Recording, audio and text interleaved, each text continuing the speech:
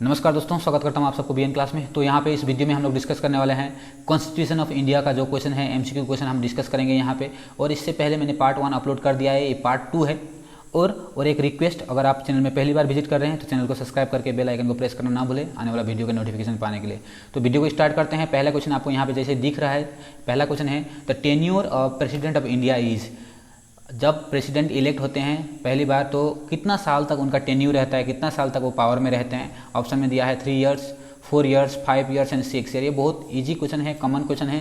तो टेन्यूर इनका रहता है 5 इयर्स का टेन्यूर रहता है। जो option C is the correct answer. Option C जो है हमारा करेक्ट आंसर होता है। तो प्रेसिडेंट का जो टेन्यूर रहता है 5 इयर्स का रहता है। ये क्वेश्चन नंबर 1 हो गया। और क्वेश्चन नंबर 2 को देखते हैं। क्वेश्चन नंबर 2 है हमारे पास में total number of members of Rajya Sabha. Rajya Sabha का जो मेंबर कितने होते हैं टोटल इंडिया का बात कर रहे हैं यहाँ पे, है ना। इंडिया में टोटल मेंबर्स कितना है, तो यहाँ पे हमारे पास ऑप्शन दिया है 250, 300, 375 एंड 400 दिया गया है। तो अगर हम बात करेंगे राज्यसभा का जो मेंबर है, टोटल मेंबर है 250 मेंबर्स होते हैं राज्यसभा में। ओके, मैक्सिमम जो होते हैं 250 होता है।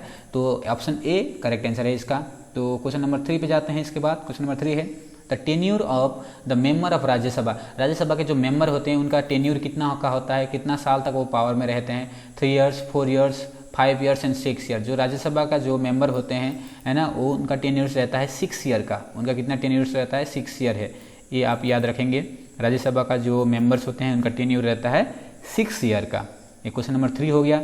देन क्वेश्चन नंबर 4 को देखते हैं। क्वेश्चन नंबर 4 है हमारे पास में what is the minimum age required to become a member of Lok Sabha. Lok Sabha के मेंबर बनने के लिए मिनिमम एज, जो लोअर लिमिट है एज का, कितना होना चाहिए, कितना एज होने से वो लोकसभा के मेंबर बन सकते हैं। ऑप्शन में दिया है 20 years, 25 years option B, and option C 28 years and option D 32 years.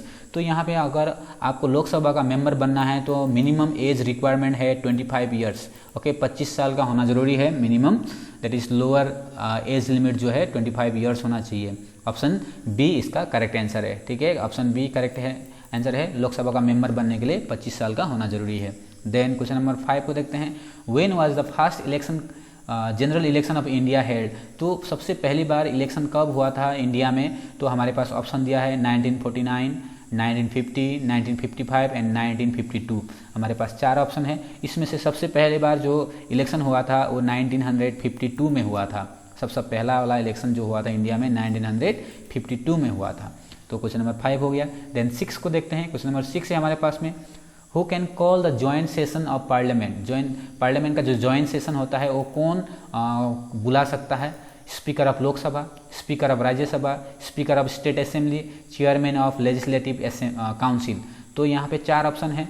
Who can call the joint session of parliament. Parliament का जो जॉइंट सेशन होता है कौन कॉल कर सकता है, कौन बुला सकता है। तो यहाँ पे है स्पीकर ऑफ लोकसभा। ये स्पीकर ऑफ लोकसभा के पास ये पावर रहता है कि he or she can call the joint session of parliament. Okay, option A is इसका करेक्ट आंसर है। ऑप्शन ए है speaker of Lok Sabha. Then question number 6 हो गया। 7 को देखेंगे। When was the first Indian national flag hoisted. तो सबसे पहली बार इंडियन नेशनल फ्लैग कब होस्ट किया गया था। ठीक है, हमारे पास ऑप्शन है 1910, 1915, 1907 एंड 1906। ओके, तो हमको बताना है कि सबसे पहले जो इंडियन नेशनल फ्लैग कब होस्ट किया गया था, है ना। तो ये था 1906 में। 1906 में सबसे पहले इंडियन नेशनल फ्लैग को होस्ट किया गया था। ठीक है, ऑप्शन डी करेक्ट आंसर है इसका। देन क्वेश्चन नंबर 8 को देखते हैं। 8 है हमारे पास में when did the Indian constituent assembly first held. तो कॉन्स्टिट्यूएंट असेंबली सबसे पहली बार कब हुआ था। 9 दिसंबर 1940, 9 दिसंबर 1946, 7 दिसंबर 1946 या फिर 7 दिसंबर 1940। तो यहाँ पे 4 ऑप्शन है। हमको बताना है कि फर्स्ट टाइम कॉन्स्टिट्यूएंट असेंबली कब हुआ था। तो ये सबसे ये इसका आंसर होगा ऑप्शन बी। ओके, 9 दिसंबर 1946। ओके, 9 दिसंबर 1946 में पहली बार कॉन्स्टिट्यूएंट असेंबली हुआ था। ओके, हेल्ड हुआ था। देन क्वेश्चन नंबर 9 को देखेंगे। क्वेश्चन नंबर 9 है हमारे पास में who was appointed as the permanent chairman of Indian constituent assembly. Okay, permanent chairman. Okay, यहाँ पे हमको ऑप्शन दिया है doctor Rajendra Prasad, then BR Ambedkar, then Jawaharlal Nehru, then Rajiv Gandhi. 4 option है हमारे पास में। पहला ऑप्शन है राजेंद्र प्रसाद, BR अम्बेडकर, बी में, एंड सी में जवाहरलाल नेहरू, एंड डी में राजीव गांधी। तो हमको बताना है परमानेंट चेयरमैन पूछा गया है। परमानेंट चेयरमैन ओके एंड वो थे डॉक्टर राजेंद्र प्रसाद। इसका सही आंसर है डॉक्टर राजेंद्र प्रसाद, जो थे परमानेंट चेयरमैन थे कॉन्स्टिट्यूएंट असेंबली के।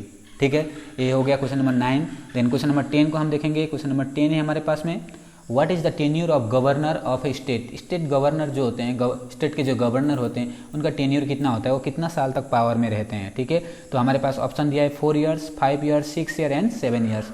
ठीक है, जो गवर्नर होते हैं स्टेट के, इनका भी पावर होता है 5 साल का। ओके, 5 ईयर्स होता है उनका टेन्यूर। तो याद रखेंगे, जो गवर्नर होते हैं स्टेट का, उनका कितना है, 5 साल का टेन्यूर है। ठीक है, देन क्वेश्चन नंबर 11 देखेंगे, within how many days the Rajya Sabha has to recommended a finance bill. Okay, जो लोकसभा से फाइनेंस बिल जो आता है राज्यसभा में, तो राज्यसभा कितना दिन तक उनको होल्ड करके रख सकता है, तो मैक्सिमम 14 डेज है। ओके, मैक्सिमम क्या होता है, 14 डेज। इसका आंसर मैंने बता ही दिया, ऑप्शन सी है, विद इन 14 डेज। 14 डेज के अंदर में ही उनको बिल पास करना होता है। जो फाइनेंस बिल होता है और राज्यसभा में 14 डेज तक ही रह सकता है, उससे ज़्यादा नहीं।